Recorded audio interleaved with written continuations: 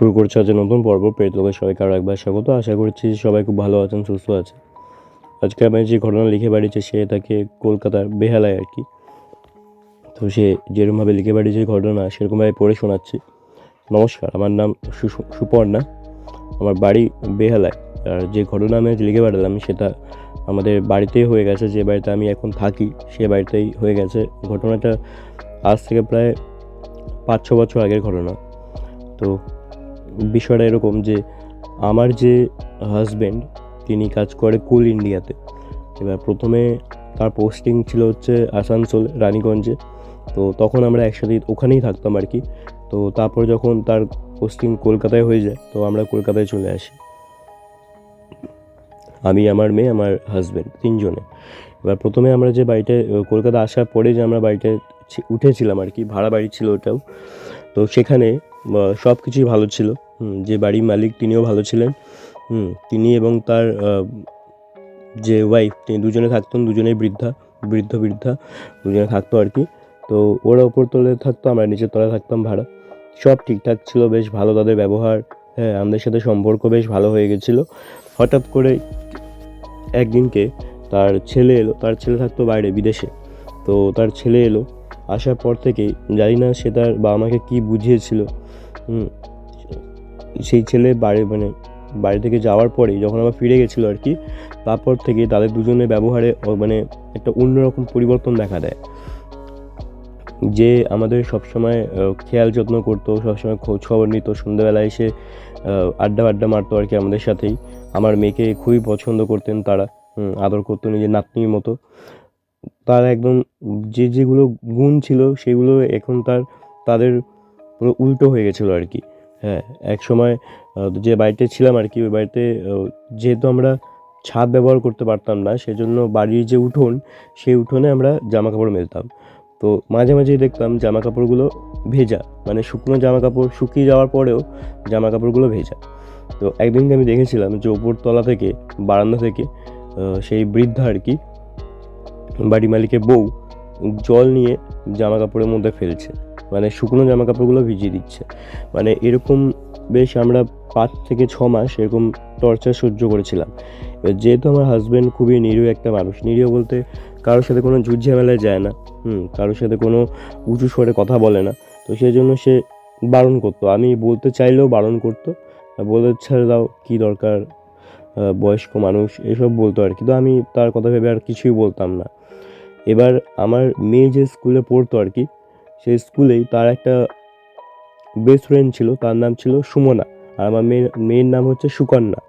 তো দুজনে খুবই ভালো বন্ধু ছিল। এবার যেহেতু তারা দুজন ভালো বন্ধু, বেস্ট ফ্রেন্ড যাকে বলে, তো সেই জন্য তার মায়ের সাথেও কিন্তু আমার একটা ভালো সম্পর্ক তৈরি হয়েছিল। তারা আমাদের বাড়িতে আসতো, আমরাও তাদের বাড়িতে যেতাম, এরকম একটা সম্পর্ক হয়ে গেছিলো। তো একদিনকে আমি মেয়েকে স্কুল থেকে নিয়ে আসছি। তো আমি কথায় কথায় তাকে সব কিছুই বলি, আমাদের বাড়িতে কী সমস্যা হচ্ছে না হচ্ছে। তো আমি তাকে এটাও বলি যে যদি কোনো বাড়ি ভাড়া পাওয়া যায় বা কোনো যদি ফ্ল্যাট থাকে কেনার মতো আমাদের জানাতে। 6 থেকে 7 দিনের মধ্যেই সে কিন্তু একটা খোঁজ দেয়।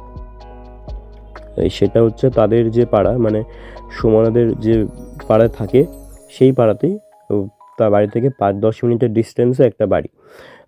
তো আমরা খুবই আগ্রহী হলাম যে বাড়িটা দেখার জন্য কীরকম না কীরকম, কারণ 5-6 মাস হয়ে গেছে আমরা ওই বাড়িতে ছিলাম আর কি। আমরা খুবই টর্চার হচ্ছিলাম আর কি, যেটাকে বলে। তো আমরা গেছিলাম, আমি আর আমার হাজব্যান্ড দুজনে গেছিলাম বাড়িটা দেখতে। গিয়ে দেখছি একটা সুন্দর সাজানো গোছানো একটা বাগান বাড়ি, যেটাকে বলা চলে, সেরকম একটা বাগান বাড়ি। পুরো বাড়িটাই নাকি আমরা ব্যবহার করতে পারবো। শুধু আমাদের ছাদে যাওয়া বারণ। কেন জানি না, সেই যে ব্রোকারের মাধ্যমে আমরা গেছিলাম আর কি বাড়িটা দেখতে, সেই ব্রোকারও বারণ, কিছু জানায়নি, কোনো রিজন বলতে পারেনি। শুধু বলেছিল যে বাড়ির যে মালিক তিনি বিদেশে থাকে, আসল যে বাড়ির মালিক তিনি মারা গেছেন। তিনি তার ছেলেকে মারা যাওয়ার আগে বাড়িটা নাম দলিলে নাম দিয়ে যায় আর কি, ছেলের নামে করে দিয়ে যায়। তারপরে ছেলে বাড়িটা মালিক হয়ে যায়। এবার ছেলে যেহেতু বিদেশে থাকে সেই জন্য ছেলে চাইছে বাড়িটা কেউ ব্যবহার করুক, তাতে যা ভাড়া আসবে তাই ঠিক আছে, বাড়িটা যাতে পড়ে নষ্ট না হয়, সেই জন্য ছেলে চাইছে বাড়িটা কেউ ব্যবহার করুক। এবার বাড়িটা একটু বলে দিই, একতলাই বাড়ি, গ্রাউন্ড ফ্লোরে 3-4টে মতো ঘর, আর উপরে ছাদ, কিন্তু ছাদ আমরা ব্যবহার করতে পারবো না, ঠিক আছে। তো যাই হোক, ওই বাড়িটার সামনেও বেশ বিশাল বড় একটা উঠোন রয়েছে এবং একটা বাগান রয়েছে। এবার যেহেতু আমার একটু ফুল গাছ লাগানো খুব শখ, সেজন্য আমার বাড়িটা খুবই পছন্দ হয়ে যায়। এইবার তো আমরা কথা সব কিছু বলি। এবার আমরা প্রায় 6 থেকে 7 দিনের মধ্যেই আমরা ওই ভাড়া বাড়ি থেকে আমাদের নতুন যে বাড়ি, বাগান বাড়ি, সেখানে কিন্তু আমরা শিফট হয়ে যাই, ঠিক আছে। তো আমরা ওই যে সুমনের বাবা মাকে খুব ধন্যবাদ জানিয়েছিলাম যে এত সুন্দর একটা বাড়ি পাইয়ে দেওয়ার জন্য। তো যাই হোক, বাড়িতে আমরা থাকছি, প্রথম তো কিছুই হয়নি, আমরা কিছু বুঝতে পারিনি। 1 সপ্তাহ পরে আমার মেয়ে আমাকে ঘুম থেকে উঠে ডাকছে, ও মা করে আমাকে ডাকছে। এবার আমি কাজ করছিলাম আমার রান্নাঘরে, নিজের ব্রেকফাস্ট বানাচ্ছিলাম, মেয়ের জন্য টিফিন বানাচ্ছিলাম স্কুলে যাবে বলে। আমি গেছি তার কাছে, আমি বললাম হ্যাঁ বল, কী হয়েছে, ডাকছিস? তখন সে বলছে সে স্কুলে যাবে না। আমি কথাটা শুনে অবাক, আমি নিজের কানকে বিশ্বাস করতে পারছিলাম না, কারণ সে আমার মেয়ে আর কি এতটাই স্টুডিয়াস একজন স্টুডেন্ট, খুবই মেধাবী একজন, যে জ্বর নিয়ে, সর্দি কাশি নিয়ে, এমনকি ঝমঝমে বৃষ্টি পড়ছে তখনও সে স্কুলে চলে যায়। মানে খুব দরকার না হলে কিন্তু সে স্কুল কামাই করে না, কিন্তু এখানে সে বলছে স্কুলে যাবে না। আমি জিজ্ঞেস করলাম কারণ কি? তখন সে বলছে তার পায়ে নাকি প্রচণ্ড ব্যথা। আমি তার পায়ের দিকে তাকালাম, তার পায়ের সামনে মানে গায়ে যে চাদরটা ঢাকা ছিল সেই চাদরটা সরিয়ে আমি যখন তার পায়ের দিকে তাকালাম, আমি দেখলাম তার পুরো পায়ে, হাঁটুর নিচ থেকে পায়ের পাতা অবধি, পুরো পায়ে, দুপায়ে আর কি, কালো কালো ছোপ ছোপ দাগ, মানে রক্ত জমে গেলে যেরকম দাগ হবে ঠিক সেরকম কালো কালো ছোপ ছোপ দাগ দুটো পায়ে। আমি দেখে একদম পুরো হতবাক হয়ে গেছি। আমি বললাম এটা কী হয়েছে? তখন সে বলছে যে সে নিজেও জানে না, যখন সে শুতে এসেছিলো আর কি, তখন সব ঠিকঠাক ছিল, তখন এরকম কিচ্ছু ছিল না। ঘুম থেকে ওঠার পরে সে তার পা নাড়াচাড়া করতে পারছে না। এবার আমি যখন তার পায়ে হাত দিলাম, জাস্ট নর্মাল হাতটা টাচ করেছি, সে একদম কোকিয়ে উঠেছে, মানে যন্ত্রণায় কোকিয়ে উঠেছে। সে বলছে অসহ্য যন্ত্রণা। সে নিজের হাতও দিতে পারছে না তার পায়ে, এতটাই সে যন্ত্রণা। তো যাই হোক, ডাক্তার দেখানো হলো, সে তো ডাক্তারখানায় যেতে পারবে না, ডাক্তার নিয়ে আসা হলো, ডাক্তার ওষুধ দিল, সে ওষুধে কাজ হয়নি। প্রায় 1 সপ্তাহ থেকে 7 থেকে 8-9 দিন মতো সে বাড়িতে ছিল, কোনো রকমভাবে ওই লেংড়ে বা আমাকে আমার কাঁধে ভর দিয়ে দেওয়াল ধরে এরকম করে বাথরুম বা এ ঘর থেকে ও ঘরে যাচ্ছিল, না হলে সমস্ত কিছু ওর ওইটুকুনি যে নিজের যে ঘর, নিজের বেডরুমের মধ্যেই সীমাবদ্ধ ছিল আর কি। স্কুল থেকে অনেকবার ফোন করেছিল, কারণ সে কিন্তু এতটাই মেধাবী। এবার তার স্কুলের টিচাররা সবাই জানে যে সে অকারণে স্কুল কামাই করে না, সেজন্য স্কুল থেকে অনেকেই খোঁজ নিয়েছিল যে কেন সে স্কুলে আসছে না। হ্যাঁ, তো যাই হোক, প্রায় 8-9 দিন পরে সে স্কুলে যায়, ঠিক আছে। এবার আমরা প্রথমে যে ভাড়া বাড়িটায় ছিলাম, যেখানে আমরা অত্যাচারিত হয়েছিলাম, সেখানে আমরা ছিলাম প্রায় দেড় বছর কি 2.25 বছর, ঠিক আছে। মানে 1.5 বছর থেকে 1.25 বছর আমরা ওখানে ছিলাম, তারপরে আমরা এখানে চলে আসি এই বাড়িতে। এইবার কি হয়, একদিনকে আমি আমার কাজ করছি আমার রান্নাঘরে, বাড়িতে কেউ নেই, আমি একাই। হাজব্যান্ড গেছে অফিসে, মেয়ে গেছে স্কুলে। আমি সব বাসন কাসন গোছাচ্ছি আর কি। আমি দেখলাম একটা আবছায়া মতো দরজা থেকে ঢুকে ঘরের ভেতর দিকে যাচ্ছে, ঠিক আছে। এবার আমাদের ঘরে একটু বর্ণনা দিয়ে দিই। দরজা থেকে ঢুকেই একটা বিশাল বড় একটা ডাইনিং রুম, ঠিক আছে। সেখানে ডাইনিং টেবিল রয়েছে, সোফা রয়েছে এবং টিভি রয়েছে। এবার ওই ডাইনিং রুমের একটা ধারে হচ্ছে বারান্দা, একটা ধারে হচ্ছে রান্নাঘর, ঠিক আছে। এবার যে বারান্দাটা ছিল, সে বারান্দাটাও কিন্তু ওপেন বারান্দা ছিল, স্লাইডিং ডোর ছিল, ওপেন বারান্দা ছিল। রান্নাঘরটা ওপেনই ছিল, কিন্তু একটা দরজা ছিল আর কি। এবার ওই ডাইনিং রুম পেরিয়ে যেতেই ডান দিকে হচ্ছে আমাদের ঘর, আমি আর আমার হাজব্যান্ড থাকি সেই ঘর। তার থেকে 2 পা এগিয়ে হচ্ছে আমার মেয়ের ঘর। এবার তার উল্টো দিকেই একদম মেয়ে যে পড়াশোনা করে সেই স্টাডি রুম। আর তার থেকে একটু এগিয়ে হচ্ছে আর একটা ঘর, যেটাকে আমরা কোনো গেস্ট আসবে তার জন্য রেখে দিয়েছিলাম আর কি। আর তার থেকে মানে দরজা থেকে একটু ভেতরে ঢুকলেই মানে দরজা আর ওই ডাইনিং রুমের মাঝখানে হচ্ছে আমাদের বাথরুম। এটা হচ্ছে ঘরের বর্ণনা। এবার আমি দেখলাম যে কেউ একটা আবছায়া ওই দরজা থেকে ঢুকে ভেতরে ঘরের দিকে যাচ্ছে, ঠিক আছে, মানে যেদিকে ঘর সেই দিকে যাচ্ছে। আমি স্পষ্ট দেখলাম, মানে আমি আর চোখেই দেখেছিলাম, কিন্তু আমি এটা বুঝতে পেরেছিলাম যে কেউ একজন ভেতরে ঢুকেছে। এবার কে ঢুকেছে আমি বুঝতে পারিনি, ঠিক আছে। আমি আমার হাতে যে বাসনটা ছিল সেগুলো আমি রাখলাম নিচে। রাখার পরে আমি যখন রান্নাঘর থেকে বেরিয়ে ডাইনিং রুমে এসে দাঁড়ালাম, দেখলাম কোথাও কেউ নেই, ঠিক আছে। এবার আমি যখন ঘরের দিকে এগিয়ে যাচ্ছি, দেখলাম কেউ কিন্তু কোথাও নেই। তো আমি আবার কি করলাম, যে আবার নিজের রান্নাঘরে এসে কাজ করতে শুরু করলাম। এইবার আমি যেটা শুনতে পারলাম সেটা হচ্ছে একটা মেয়ে মানুষের ফুপিয়ে ফুপিয়ে কান্নার শব্দ। আমি অনেকক্ষণ ধরে শুনছিলাম, প্রায় 5 থেকে 10 মিনিট আমি কান্নার শব্দটা শুনেছি। প্রথমে আমি ভাবছিলাম হয়তো শব্দটা বাইরে থেকে আসছে, কিন্তু অনেকক্ষণ শোনার পরে আমি বুঝতে পারলাম যে শব্দটা কিন্তু বাইরে থেকে নয়, ঘরের ভেতর থেকে আসছে। মানে আমাদের যে ঘর, সেই ঘরের মধ্যে থেকেই আসছে। আমি বেরোলাম, বেরিয়ে আমি যখন ওই ঘরের দিকে যাচ্ছি, প্রথমে আমি আমাদের ঘর দেখলাম সেখানে কিন্তু কেউ নেই, ঠিক আছে, পুরো ঘর খালি। আমার মেয়ের যে স্টাডি রুম, সেই স্টাডি রুমের দিকে আমি যাচ্ছি যখন, আমি দেখলাম দরজাটা কিন্তু পুরো হাট করেই খোলা, ঠিক আছে। আমি গেলাম দরজার সামনে যেতেই, আমি যখন দরজা থেকে 2 পা দূরে, দরজাটা ধড়াম করে বন্ধ হয়ে গেল। বন্ধ হতেই সেই ফুপিয়ে ফুপিয়ে কান্নার শব্দটা ওটা একটা আর্তনাদে পরিণত হলো। মানে কেউ তারস্বরে চেল্লাচ্ছে, কান্না করছে, এরকম একটা শব্দ। আমি বুঝতে পারলাম না যে কী হলো, সব বিষয়টা আমি বুঝতে পারলাম না। কেউ কি ঢুকে গেল আমাদের বাড়িতে? কিন্তু দরজা তো দেওয়া ছিল, তাহলে কে কী করে ঢুকবে? আমি হাতে একটা লাঠি নিলাম, ঠিক আছে, আর দরজার মধ্যে দরম দরম করে নক করছি। বারবার বলছি, কে ভেতরে, কে, দরজা খোলো, ভেতরে কে। প্রায় 10 থেকে 15 মিনিট ওই কান্নার শব্দ আমি পেয়েছি, যেটাকে আমি টলারেট করতে পারছিলাম না, কিন্তু আমাকে দেখতে হতো যে ভেতরে কে রয়েছে, সেজন্য আমি দরজা নক করে যাচ্ছিলাম বারবার, আর জিজ্ঞেস করেছিলাম যে কে ভেতরে। তারপর প্রায় 15 মিনিট পরে দরজাটা কিন্তু নিজের থেকে খুলে গেল। দরজাটা যেই মাত্র খুললো, তখনই কিন্তু কান্নার শব্দ একবারেই, মানে 100 থেকে 0 হয়ে যায় যেরকম হবে, ঠিক সেরকম পুরো কান্নার শব্দ কিন্তু বন্ধ হয়ে যায়। ভেতরে ঢুকলাম আমি। ঢোকার পরে যেটা আমি দেখলাম, কেউ নেই, মানে কেউই নেই। সেই ঘরে কিন্তু কোনো জানলা নেই, ঠিক আছে, কোনো দরজা নেই। যদি কেউ থাকতো, বেরোবে কোথা দিয়ে? আমি লাইট ফাইট সব জ্বালালাম। খাটের তলায় দেখলাম, মানে খাট বলতে একটা ছোট্ট মতো খাট আছে, সে খাটের তলায় দেখলাম, হ্যাঁ, এবং এদিক ওদিক সব জায়গায় দেখলাম, পুরো ঘরটাকে ভালো করে দেখলাম, কোথাও কেউ নেই। তাহলে গেল কি করে? আর আমার সামনে দিয়ে বেরোবেই বা কী করে?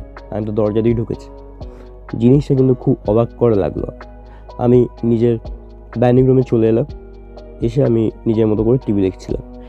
আরেকটা জিনিস যেটা হচ্ছে, ওই বাড়িতে ঢোকার পর থেকেই, মানে বাড়িতে আমি যবে থেকে শিফট করেছি আর কি, আমার হাজবেন্ড এবং আমি যখনই আমরা বাইরে বেরোতাম, কোনো না কোনো সময়, মানে প্রথম দিকে এগুলো হতো আর কি, কোনো না কোনো সময় পাড়ার লোকজন বলতো যে বাড়িটা নতুন, সব ঠিক আছে, রাতেরবেলা শুতে পারছেন তো, কোনো সমস্যা নেই তো?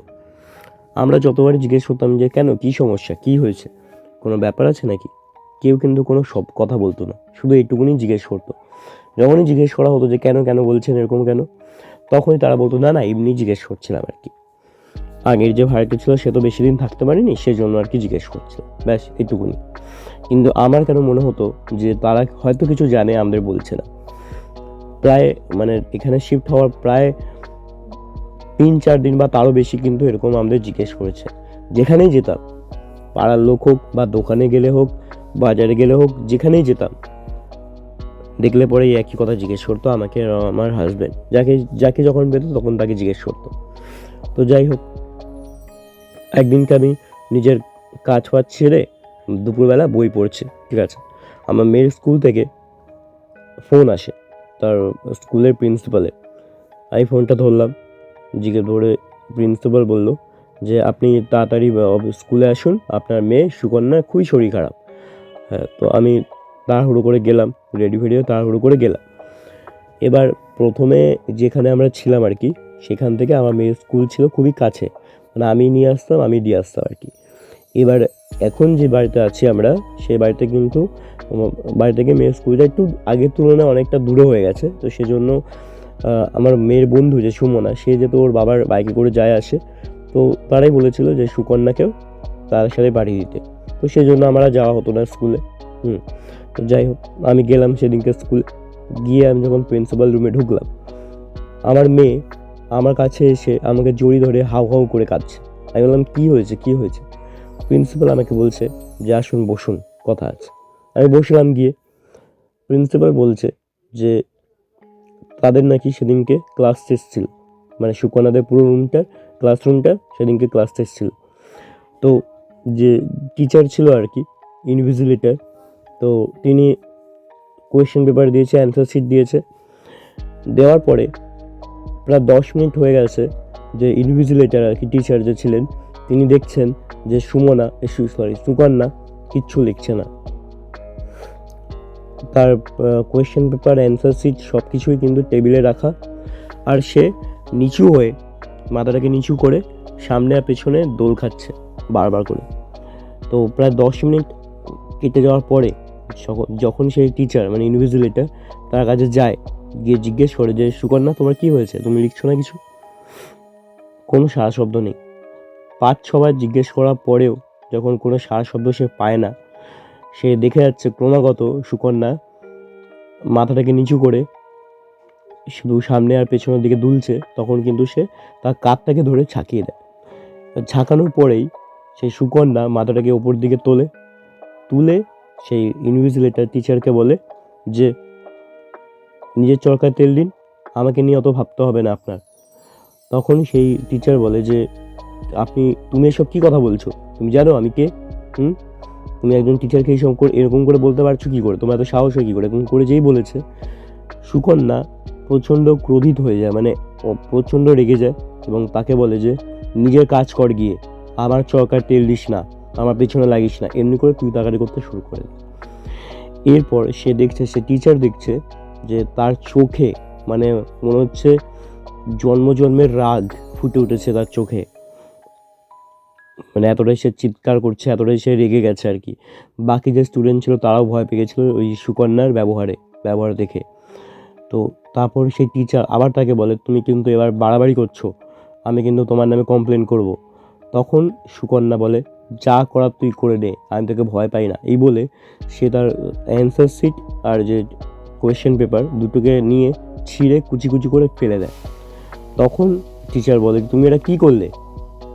তখন কিন্তু সেই সুকন্যার হোশ ফেরে, মানে টিচার যখন চিৎকার করে বলেছে তুমি এটা কী করলে, তখন সেই সুকন্যার হোশ ফেরে, এবং সে ওখানে সেন্সলেস হয়ে যায়।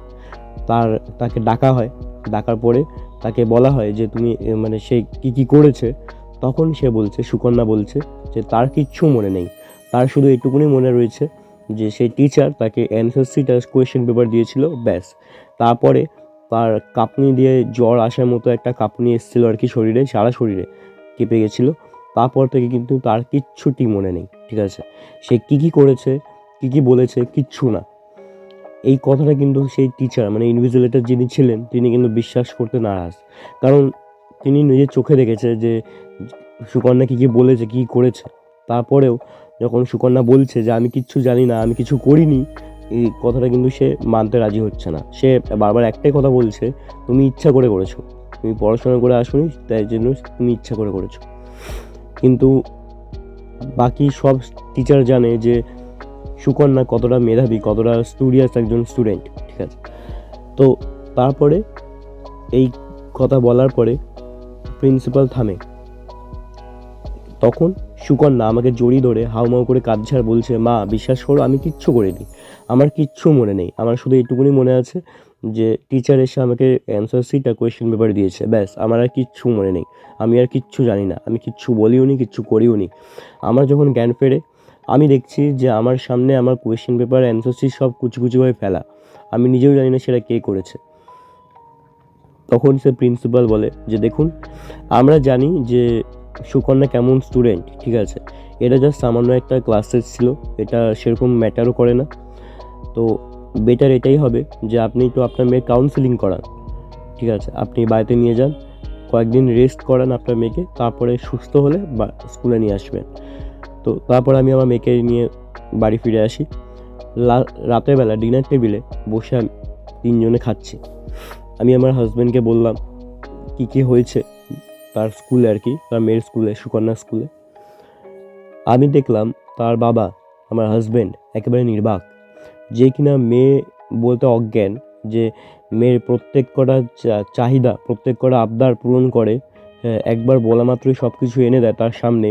সে মেয়ের প্রসঙ্গ উঠেছে, সে কিন্তু একেবারেই নির্বাক। সে ক্রমাগত খেয়ে যাচ্ছে, সে তার খাওয়া থামাচ্ছে না। তখন আমি যাকে জিজ্ঞেস করলাম, মানে জোরে একবার বললাম যে তুমি কি শুনতে পাচ্ছ আমি কি বলছি? তখন সে মাথা তুলে তাকায় আমাদের দিকে। সে বলছে যে ওসব অজুহাত, ও পড়াশোনা করে যায়নি সেই জন্য ওসব অজুহাত, এসব আমাকে বলো না, ঠিক আছে? আমার মাথা গরম করিও না।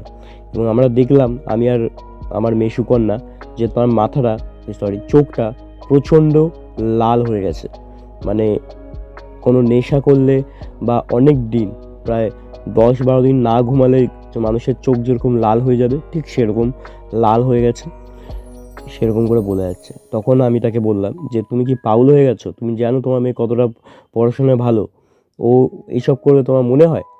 তখন আমার হাজব্যান্ড আর কি বলে যে মাথাটা আমার গরম করাচ্ছ, আমি বলেছি, আমি যেটা বলছি সেটাই, ও পড়াশোনা করে যায়নি তাই ও এইসব করেছে। এই বলার মাত্রই সে কিন্তু তার খাবার দাবার ছুঁড়ে ফেলে উঠে চলে যায় এবং নিজের ঘরে গিয়ে দরজা বন্ধ করে দেয়। আমি আর আমার মেয়ে দুজনে অবাক। যেই লোকটা কারোর সাথে বাড়িতে টু শব্দ করে না, কারোর সাথে উঁচু গলায় কথা বলে না, সেই সব করছে। আমরা দুজনেই অবাক। তো যাই হোক, সেদিন তো গেল। 2-3 দিন পরে আমি রাতেবেলা শুয়ে বই পড়ছি, যেটা আমার অভ্যেস আর কি, প্রত্যেক দিনে দুপুরবেলা রাতেবেলা বই পড়ছি। আমি দেখলাম যে একটা আওয়াজ পেলাম, স্টিলের বাটি বা স্টিলের কোনো বাসন পড়ার শব্দ, মানে অনেক উঁচু থেকে স্টিলের বাসন বলে যেরকম শব্দ হবে ঠিক সেরকম শব্দ। আমি উঠে গেলাম, গিয়ে যে রান্নাঘরে লাইট জ্বালালাম, দেখলাম যে সেলফ রয়েছে আর কি, বাসনের যে তাক, সেই তাক থেকে একটা ছোট্ট বাটির মতো নিচে পড়ে গড়াগড়ি খাচ্ছে। তা আমি সেটাকে তুলে নিয়ে রাখলাম।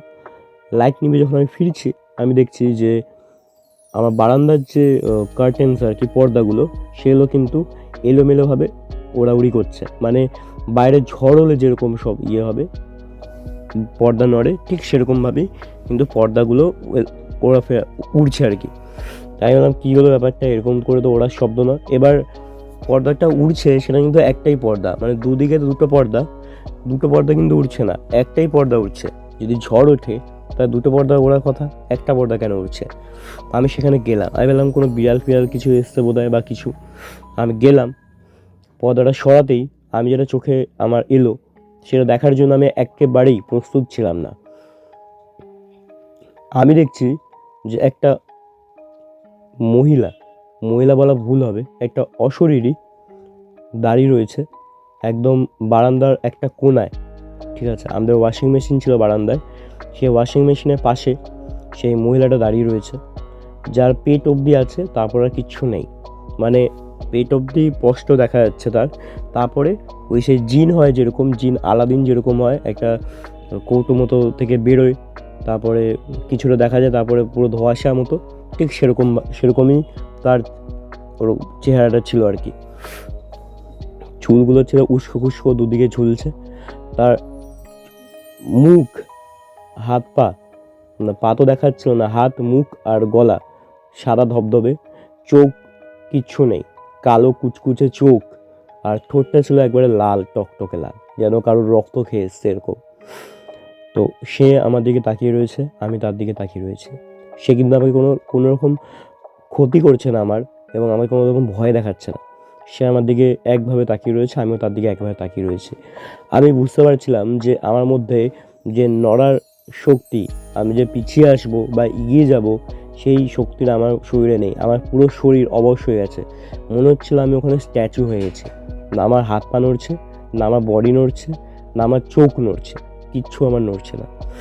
এবার আমি যেটা শুনতে পেলাম সেটা হচ্ছে একটা মহিলা কণ্ঠ, যেটা আমার কানে ভেসে আসছে। সে বলছে যে যদি তোর পরিবারকে বাঁচাতে চাস তাহলে একটা কাজ কর, এই বাড়িটা ছেড়ে চলে যা। বাড়িতে বেশি দিন থাকলে কিন্তু তোদের পরিবার বাঁচবে না। আমি তোদের ভালোর জন্য বলছি, বাড়ি ছেড়ে চলে যা, নাহলে কিন্তু তুই তোর পরিবারকে বাঁচাতে পারবি না, বাড়িতে কিন্তু বিপজ্জনক হয়ে যাবে তোদের জন্যে। এই কথাটাই শুধু সে বলে।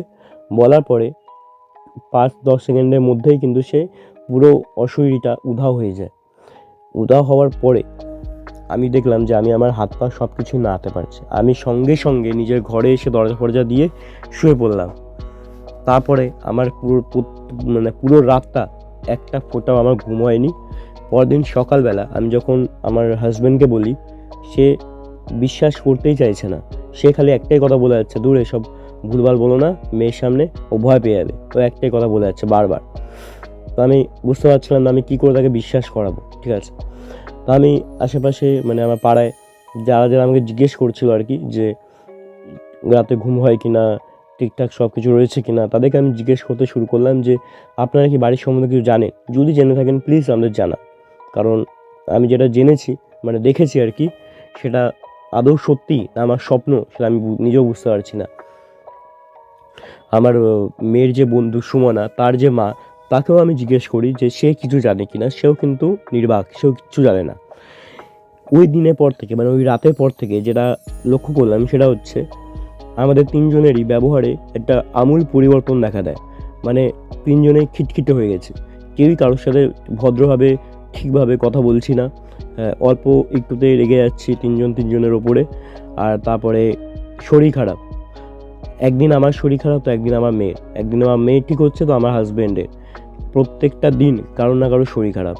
আমার যে মেয়ে, সে যে কিনা প্রত্যেকটা দিন স্কুলে যেত, পড়াশোনা নিয়ে তার কোনো কাছে কোনো কম্প্রোমাইজ ছিল না, পড়াশোনা নিয়ে কোনো কম্প্রোমাইজ করতো না আর কি। সে পড়াশোনা করতে চাইছে না, সারাক্ষণ নিজের ঘরে চুপ করে লাইট ফাইট বন্ধ করে বসে রয়েছে, স্কুলে যেতে চাইছে না। সপ্তাহে হয়তো 2 দিন কি 3 দিন স্কুলে যেত। তারপরে আমার হাজব্যান্ড, তার একদিন মাথা যন্ত্রণা, তার জন্য অফিস যেতে পারছে না। একদিন এমন পেটে ব্যথা, তার জন্য অফিস যেতে পারছে না। এই জিনিসগুলো আমাদের বাড়িতে কমন হয়ে গেছিলো। প্রায় 2 থেকে 3 মাস এইগুলো আমরা সহ্য করেছিলাম। একদিন আমার এত জ্বর যে আমি বিছানা থেকে উঠতে পারছি না। প্রায় 2 থেকে 3 মাস আমরা এগুলো সহ্য করেছিলাম। তারপর যেটা শুরু হলো সেটা হচ্ছে বাড়ির যত ইলেকট্রনিক্স জিনিস রয়েছে, প্রত্যেক কটা জিনিস এক এক করে খারাপ হতে শুরু করে। কোনো দিন এসি, কোনো দিন ওয়াশিং মেশিন, কোনো দিন মাইক্রো ওভেন, কোনো দিন এটা, কোনো দিন সেটা।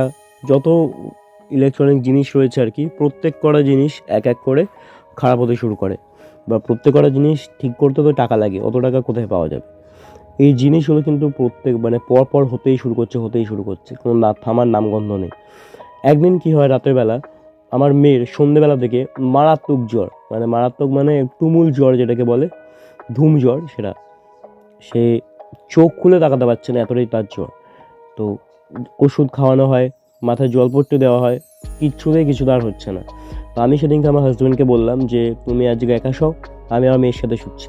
সে রাজি হয়। আমি আমার মেয়ের সাথে শুয়ে রয়েছি, রাত তখন 3টে বাজে। আমি আবার সেই একই রকম বাসন পড়ার শব্দ পেলাম।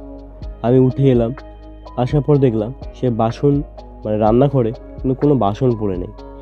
আমার চোখটা যখন সে বারান্দার দিকে যায়, আবার আমি দেখলাম সে বারান্দার, আগেবার যেমন বারান্দার ভেতর দিকে ছিল, এবার কিন্তু সেই অশরীরটাই বারান্দার বাইরের দিকে, ঘরের ভেতরে আর কি। আমি না চাইতেও তার কাছে চলে গেলাম হেঁটে হেঁটে।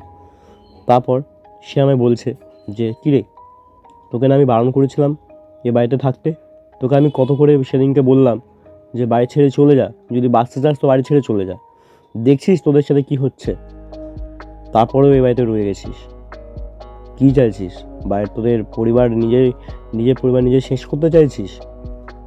ভালো চাস তো বাড়ি ছেড়ে চলে যা। তারপর আমি কিচ্ছু বলতে পারছি না। হ্যাঁ, আমার শরীরে কোনো সার নেই, আমি পুরো আগেরবারের মতোই আমি পুরো অবশ হয়ে গেছিলাম। আমাকে সে বলছে কালকে সকালবেলা তোদের ওই বাগানে দেখবি একটা কোণার দিকে মাটি রয়েছে, সে মাটিতে দেখবি ঘাস নেই। পুরো বাগানটাই তোদের ঘাস রয়েছে বাগানে, কিন্তু একটা কোণায় দেখবি ঘাস নেই। সে ঘাস নেই যে জায়গাটা, সে জায়গাটা লোক আনিয়ে খুঁড়বি, সে যে জিনিসগুলো পাবি, তাতেই তোরা বুঝে যাবি যে বাড়িতে কী রয়েছে। এই কথাটা বলার পরে সে বলল যে আবার বললাম বাড়ি ছেড়ে চলে যা, নাহলে কিন্তু জীবনে বাঁচবি না, প্রাণে বাঁচবি না, পুরো পরিবার নষ্ট হয়ে যাবে। এই বলে সে আবার এরকম হাওয়ার মধ্যে মিশে গেল এবং আমি আবার তাড়াতাড়ি করে নিজের ঘরে ফিরে এলাম। আমার সেদিনকেও আবার ঘুম হয়নি। পরের দিনকে আমি যখন ঘুম তো হয়নি, মানে সকালে ওঠা মাত্রই প্রথমে আমি গেলাম সেই বাগানে। আমি দেখলাম যে একদম ঠিক সে পুরো বাগানে ঘাস, কিন্তু ওই একটা কোণায় ঘাস নেই। আমি সঙ্গে সঙ্গে আমার যে হাজবেন্ড তাকে আমি বললাম যে একটা লোক আনো, যে এইসব মাটি ফাটি খোঁড়ে, তাকে দিয়ে জায়গাটা খোঁড়াও। সেই জায়গাটা এই লোক এসে মাটি খুঁড়েছে। সেখান থেকে যেটা বেরোয় সেটা দেখে আমরা কিছু বুঝতে পারছিলাম না, কিন্তু এইটুকুনি আন্দাজ করতে পেরেছিলাম যে সেটা কিন্তু আমাদের কারোর জন্যই ভালো নয়। সেখানে ছিল হচ্ছে একটা কলসি, কলসি বলতে মানে একটা ঘটি আর কি।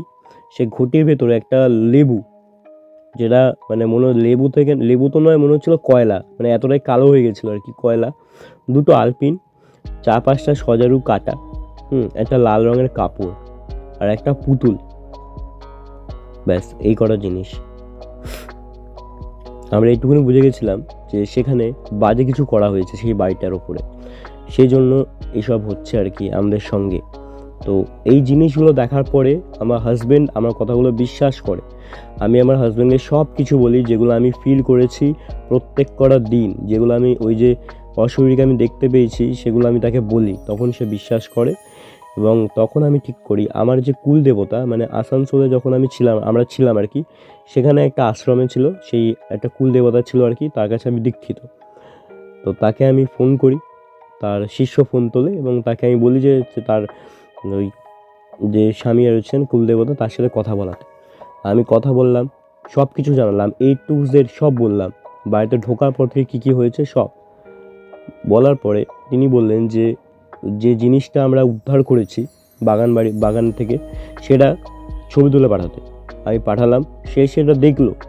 দেখার পরে 1 ঘন্টা পরে সে আমাকে ফোন করে যেটা বললো সেটা আমরা শুনে অবাক। সে বলছে এই বাড়িটাতে যে আত্মাটাকে তোরা দেখেছিস, সেই আত্মাটাকে বেঁধে রাখা হয়েছে। কেন বেঁধে রাখা হয়েছে? তার কোনো উদ্দেশ্য নেই। সে একটাই উদ্দেশ্য যে এই বাড়িটায় যেন কেউ থাকতে না পারে। কারণ এই বাড়িটা যার ছিল আর কি আসল মালিক, সে মারা গেছেন। এবার সে তার ছেলের নামে বাড়িটা দিয়ে যায় আর কি, তার নামে করে দিয়ে যায়। এবার ওই ছেলের যে জ্যাঠতো দাদা, মানে ওই জ্যাঠার ছেলে আর কি, সে চেয়েছিল বাড়িটা দুভাগে ভাগ করতে, হাফ করতে আর কি। সে যেহেতু পায়নি, সেজন্য সে সেদিনকেই বলেছিল, যেদিনকে নাম মানে হস্তান্তরিত হয়েছিল আর কি, সেদিনকেই বলেছিল যে বাড়িটা যদি আমি না পাই তাহলে আমি এমন কিছু করে দিয়ে যাব যাতে বাড়িটা অন্য কেউ ভোগ না করতে পারে। ঠিক আছে, এবার ওই বাবা মারা যাওয়ার পরে যে ছেলে আর কি, মালিকের ছেলে, সে তো বিদেশ চলে যায়। তো তারপরেই যেহেতু কেউ থাকতো না আর কি, সেজন্য সে এক ফাঁকে এসে বাড়ির মধ্যে প্রেত বেঁধে দিয়ে বন্ধন করে দিয়ে চলে যায়। ঠিক আছে, এরপরে তো প্রায় 2-3টে ভাড়াটে এখানে এসছে এই বাড়িতে, কিন্তু কেউই থাকতে পারে না, সবাই ছেড়ে দিয়ে চলে যেত আর কি। তো আমরা 4 নাম্বার ভাড়াটে যে কিনা এই বাড়িতে এসেছিলাম, আসার পরে এইসব সহ্য করেছি, এসব উদ্ধার করতে পেরেছি আমরা। কিন্তু বাকি আর যারা এসেছিল সবাইকেই মানে দেখা দিয়েছে সে আত্মাটা, সবাইকেই সে সতর্ক করেছে, কিন্তু কেউ কিন্তু সাহস করে সে জিনিসটা বার করতে পারেনি। সে কিন্তু তারা আর কি প্রথমবারই ভয় পেয়ে সে বাড়ি ছেড়ে চলে যায়। তো এই জিনিসগুলো হওয়ার পরে সে আমাদের বলার পরে আর কি, সেই কুল দেবতা আমাকে বলে যে একটা কালো কাপড় নিবি, কালো কাপড়ে প্রত্যেক কটা জিনিস রাখবি, রাখার পরে একটা লাল রঙের দড়ি দিয়ে পুরো জিনিসটাকে বেঁধে মানে কাপড়টাকে বাঁধবি আর কি। বাঁধার পরে একটা গঙ্গা জল নিবি, পুরো কাপড়টাকে মানে বেঁধে নেওয়া কাপড়টাকে গঙ্গা জল নিয়ে পুরো ছেটানোর পরে সেটাকে কোনো ডোবা বা পুকুরে ফেলে দিয়ে আসবি। সেটা যত তাড়াতাড়ি সম্ভব তত তাড়াতাড়ি করবি আর কি, এই কথাটা বলে। তো আমরা তার কথা মতো সব কিছু করি এবং বলে যে বাড়িতে একটা বড় করে পুজো দিয়ে নিস। তো আমরা সব কিছুই করি তার কথা মতো, এবং তাকে আমরা জানাই যে মালিক রয়েছে, সে মালিককেও কিন্তু আমরা জানাই যে আমরা কী কী ফিল করেছি, কী কী আমরা সহ্য করেছি, সব কিছু জানে। তখন সেই মালিক বলছে যে হতে পারে, কারণ আমরা যখন, তিনিও সে একই কথা বলছেন যে যখন আমার বাবা ওই বাড়িটা তার নামে হস্তান্তরিত করে, তখন সেই দাদা মানে জ্যাঠার ছেলে বলে যে যদি বাড়িটা আমি না পাই, তাহলে কিন্তু তোরাও পাবি না, তোরাও ভোগ করতে পারবি না, আমি এমন কিছু করে দিয়ে যাব যাতে তোরাও বাড়িটা ব্যবহার না করতে পারিস। তো এটা খুবই স্বাভাবিক ব্যাপার, বা খুবই মানে অবাক হওয়ার কোনো কারণই নেই যে তারা নেই, তো তার কোনো একটা ফাঁকে এসে তারা কিছু না কিছু করে দিয়ে গেছে, এতে অবাক হওয়ার কোনো কারণ নেই। তো সেই মালিক তাদেরকে মানে আমাদেরকে আর কি ধন্যবাদ জানায়, এবং আমাদেরকে বলেও ছিল যে এসব করতে, পুজো আর্চা করতে যা যা খরচা হয়েছে তারা দিতে রাজি আছে, কিন্তু আমি তাদের থেকে কোনো টাকা পয়সা নিইনি। এই ঘটনা প্রায় 5-6 বছর আগের ঘটনা, এবং আমরা প্রায় ফেস করেছিলাম 8 থেকে 9 মাস। 8-9 মাস আমরা এই ঘটনা মানে সব কিছু, এই এত কিছু জিনিসপত্র আমরা কিন্তু ফেস করেছিলাম। তো আপাতত এখন আর কিচ্ছু সমস্যা নেই, আমরা কাউকে দেখতেও পাই না, সব কিছু একদম আগের মতো হয়ে গেছে। হ্যাঁ, আমরা খুব ভালো আছি এখন। তো এটাই ছিল আজকের ঘটনা। আশা করছি আপনাদের ভালো লাগবে। ভালো লাগলে লাইক, কমেন্ট, শেয়ার এবং সাবস্ক্রাইব করে দিন চ্যানেলটা, এবং আপনাদের জীবনে যদি ঘটে যায় এরকম কোনো ঘটনা, মেল করবেন pretlog00@gmail.com এই মেলে। দেখা হচ্ছে পরের ভিডিও, ততদিন ভালো থাকবেন, সুস্থ থাকবেন। ধন্যবাদ।